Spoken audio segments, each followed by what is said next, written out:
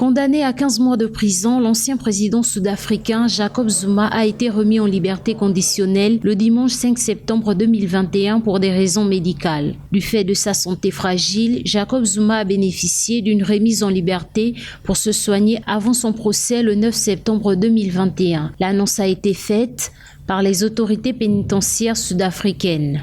Bien que fondée sur une base sanitaire, cette décision émane sans doute d'une volonté des autorités judiciaires et pénitentiaires de juguler les tensions et violences nées au lendemain de l'incarcération de Jacob Zuma, incarcération qualifiée par ses partisans d'inconstitutionnelle. Mais il faut aussi le souligner que cette décision ne met pas fin au déboire judiciaire de l'ancien président, puisqu'il devrait répondre devant la justice sud-africaine de 16 chefs d'accusation.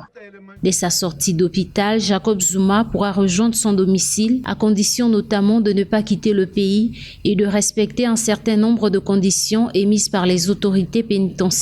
L'ancien chef d'État Zuma sera aussi soumis à supervision jusqu'à la fin de sa peine. C'est en fait, il faut sans doute le dire, une volonté pour les autorités judiciaires sud-africaines de faire en sorte que le président Jacob Zuma bénéficie d'un sursis de fait par rapport à son état sanitaire, ce qui lui permettrait de bien se soigner et surtout de mieux se soigner dans des conditions qui lui permettraient de répondre valablement devant la justice dans les prochains jours. Pour rappel, Jacob Zuma est impliqué dans plusieurs affaires, à savoir trafic d'influence, corruption et extorsion en lien avec achat d'équipements militaires du groupe français Thales. L'incarcération de l'homme de 79 ans avait engendré de terribles émeutes qui avaient coûté la vie à plus de 300 personnes dans les provinces du KwaZulu-Natal et de Gauteng.